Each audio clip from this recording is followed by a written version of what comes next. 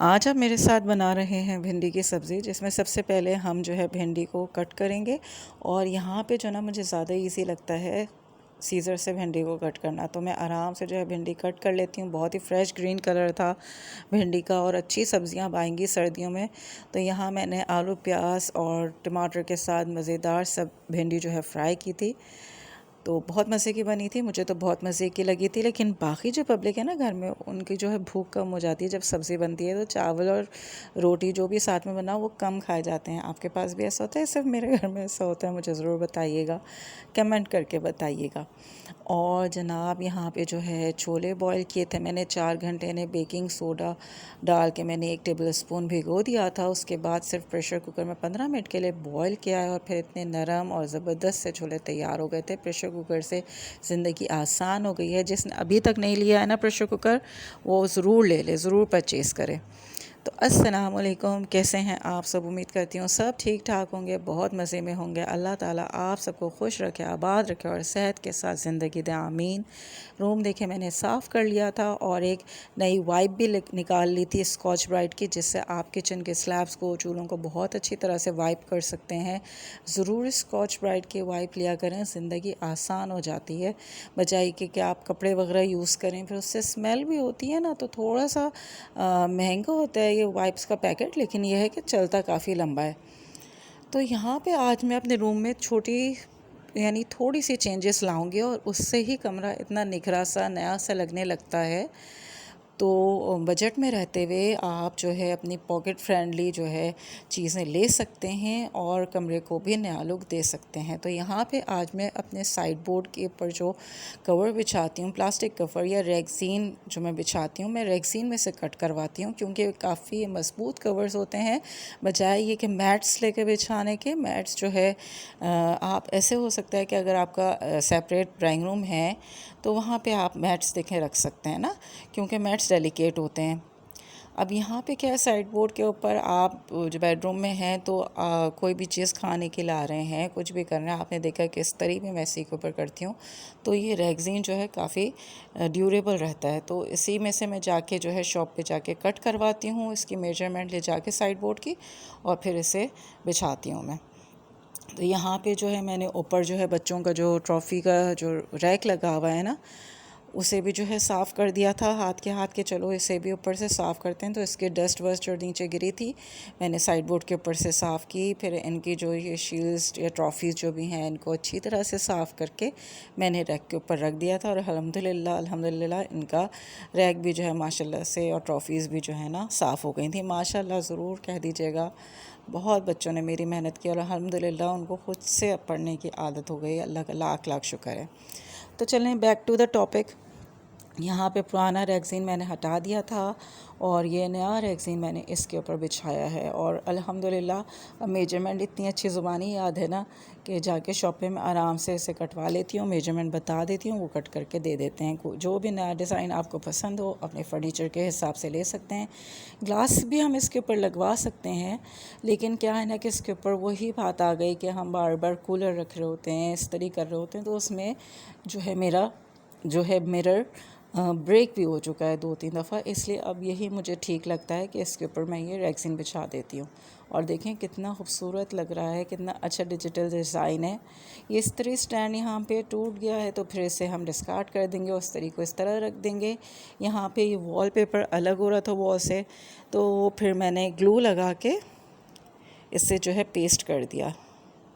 ये सब चीज़ें घर में होनी चाहिए, यानी आपके अंदर इतनी स्किल्स होनी चाहिए ना कि जो थोड़े बहुत काम इस तरह के हुए हैं घर के, तो ये ना हो कि आप मुकम्मल जो है दूसरी पब्लिक पे डिपेंड करें, या बाहर से आपको कोई ले कुछ भी इस तरह हेल्प चाहिए हो, और फिर जब भी कोई काम हो। नहीं, इतनी स्किल तो हम लेडीज़ में होनी चाहिए, और माशाल्लाह से होती हैं। होम क्वींस जो होती हैं ना, उनमें ये स्किल्स होती हैं कि वो सारे काम तकरीबन ख़ुद ही करने की कोशिश कर रही होती हैं।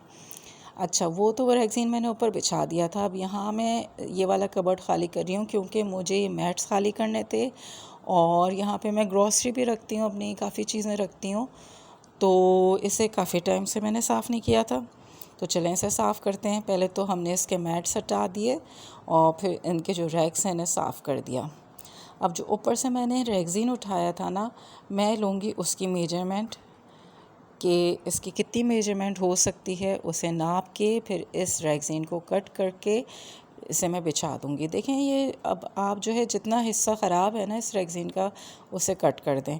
अब ये रेगज़ीन फटा हुआ तो नहीं था, लेकिन इसके किनारे जो है हल्के हल्के जो है वो कट होना शुरू हो गए थे। मेरा ख़्याल में ईद वगैरह पे शायद मैंने बिछाया था, तो काफ़ी टाइम हो गया था ना। तो और फिर देखते देखते एक तबीयत भी तंग आ जाती है, और इतनी महंगी चीज़ होती नहीं है ना कि आप इसे चेंज ही ना कर सकें। तो इसलिए जो है मैंने कहा कि चलो इसे अब मैं कबर्ड में बिछा देती हूँ। तो ये है कि कबर्ड में जो मैट रखे हुए हैं वो जो है इतने मजबूत नहीं हैं, इतने ड्यूरेबल नहीं लग रहे हैं मुझे। तो जब मैं ये रेगज़ीन बिछा दूँगी तो कुछ भी गिरता है तो आराम से साफ़ भी हो जाएगा। अच्छा, इस तरह कवर करने से क्या होता है, जो आपकी जो ओरिजिनल लकड़ी होती है ना, जैसा आप इस रेगज़ीन के नीचे जो लकड़ी है उसकी शेल्फ़ लाइफ बढ़ जाती है। वरना वो लकड़ी खुद ही इतनी गंदी हो जाएगी, फिर आप देखो उसे गीले कपड़े से तो साफ़ नहीं कर सकते हैं ना, क्योंकि फिर दीमक लगने का डर होता है। तो इस तरह रेगज़ीन वगैरह जब आप बिछा देते हैं, जो जो अपर सरफेस होती है ना किसी भी फर्नीचर की, किसी भी अप्लायंस की, वो फिर साफ़ सुथरी रहती है। यहाँ देखें कितना अच्छा साफ़ सुथरा मेरा कबर्ड लग रहा है। जो भी बॉटल्स पुरानी हो गई थी, सामान पुराना हो गया था, वो सारा मैंने निकाल के फेंक दिया और इतनी अच्छी अरेंज हो गई थी मेरी कबर्ड। मुझे इतना सुकून मिल रहा था, ऐसा लगता है कि आप मतलब एक इनर सेटिस्फेक्शन भी आपको मिल जाती है इन सब चीज़ों को साफ़ सुथरा देख के, साफ़ सुथरा रख के।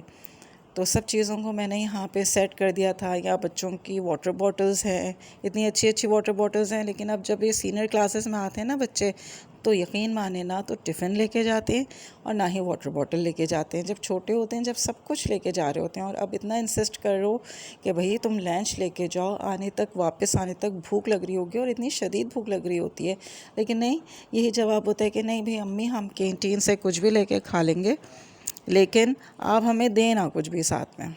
चलो भाई, अब बच्चे बड़े हो गए तो उनके हिसाब से थोड़ा बहुत चलना पड़ता है। और यहाँ पे कबर्ड भी सेट हो गया था अल्हम्दुलिल्लाह, ये साइड बोर्ड भी सेट हो गया था। अच्छा, 2 पीसेस तो मैंने कट करके साइड बोर्ड में बिछा दिए थे। अब ये जो है ना, ये भी काफ़ी इतने दिन से ये इधर बिछा हुआ था ऊपर, ये रेगज़ीन मैट जो है फ्रिज के ऊपर, तो उसे भी मैंने हटा दिया। सारे अप्लायंसेस को मैंने साफ़ किया, फ्रिज के ऊपर से साफ़ किया। लेकिन देखिए, जब मैंने कवर हटाया तो आपने देखा ना कि सरफेस कितना नीट और क्लीन हो रहा था।